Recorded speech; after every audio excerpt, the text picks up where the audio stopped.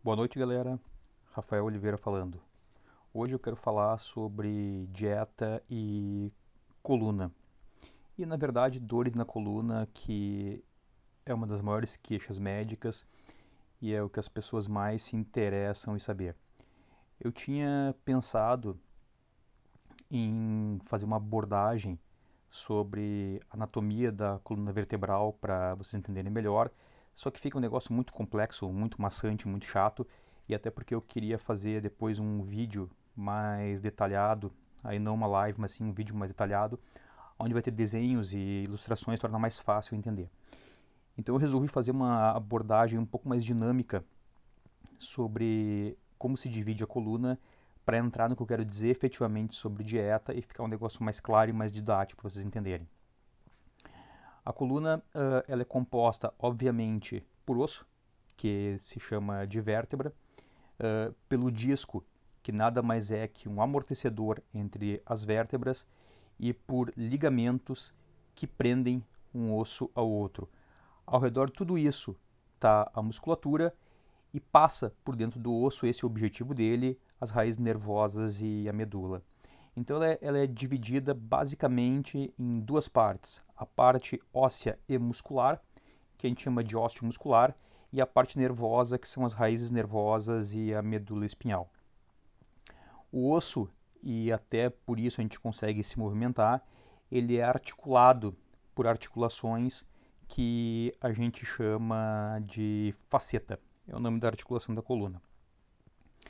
Então eu dividi dessas duas maneiras, tá, a questão da coluna em parte óssea e muscular e na parte nervosa, para a gente poder focalizar as dietas mais adequadas para essas duas partes.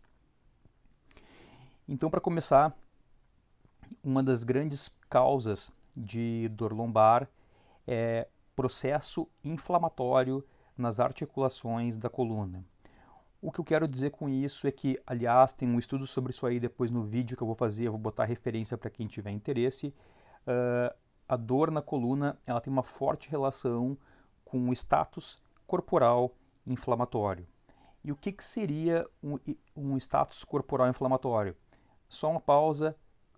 Dores nas mais variadas articulações do corpo podem ter relação com um status corporal inflamatório.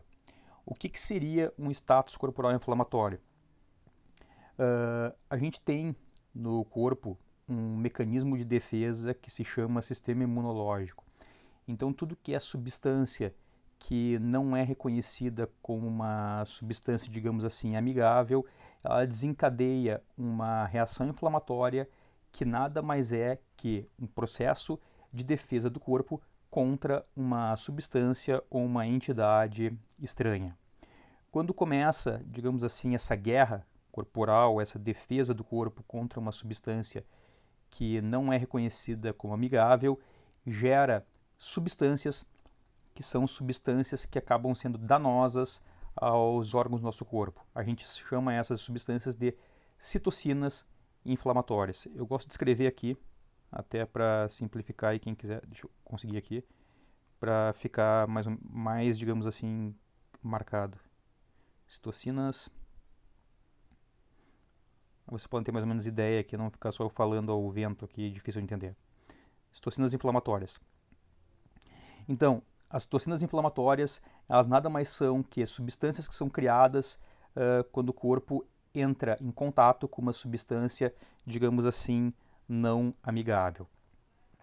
Então, a partir daí, a partir da criação dessas citocinas inflamatórias, começaram a se fazer estudos para saber qual a interferência que essas substâncias possuem no nosso corpo.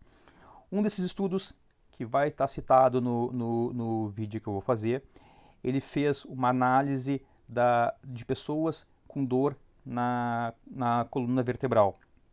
E foi descoberto que pessoas com dor na coluna vertebral possuem uma maior concentração de citocinas inflamatórias nas articulações da coluna. Ou seja, o caminho ficou, digamos assim, mais claro e a gente começou a ir atrás de alimentos ou exposições, ou qualquer coisa que gerasse no corpo uma reação inflamatória que pudesse criar uma citocina inflamatória. Ela, atacando a articulação da coluna, começa a gerar dor, que pode ser as mais comuns, cervical ou lombar. Então, reconhecendo alguma substância que entra em contato no corpo, que tem o potencial de gerar uma reação inflamatória, gerar uma citocina inflamatória e irritar a articulação da coluna, a gente poderia, em tese, cortar essa substância e reduziria essa reação inflamatória. Então, indo atrás de estudos, a gente chegou numa substância que é extremamente comum em vários alimentos e que grande parte das pessoas come diariamente, que tem um extremo potencial de gerar uma reação inflamatória. Essa substância se chama glúten. O glúten, eu já falei bastante a respeito dele, é uma proteína que ela é basicamente encontrada no trigo. Então tudo que tem trigo tem glúten. Aí vai bolacha, bolo, pão, pãozinho, tudo que é tipo de panificado e parentes do glúten, tipo a cevada, do trigo, tipo a cevada e centeio. Então esses alimentos, eles contêm grande carga de glúten. O glúten serve em questões gastronômicas para deixar, por exemplo, o pão mais fofinho, mais macio, com uma aparência mais, digamos assim, palatável. Então o glúten, ele é uma proteína indigerível para todas as pessoas. Tem algumas que são extremamente sensíveis ao glúten, que essas a gente chama de celíacos. Todo mundo já deve ter escutado falar, eu até vou escrever aqui. Celíacos, então, é a pessoa que tem uma alta sensibilidade ao glúten. Isso não quer dizer que pessoas que não são celíacas não têm sensibilidade ao glúten. Aliás, tem estudos genéticos que se pode fazer. A gente consegue ver que quais órgãos têm sensibilidade ao glúten.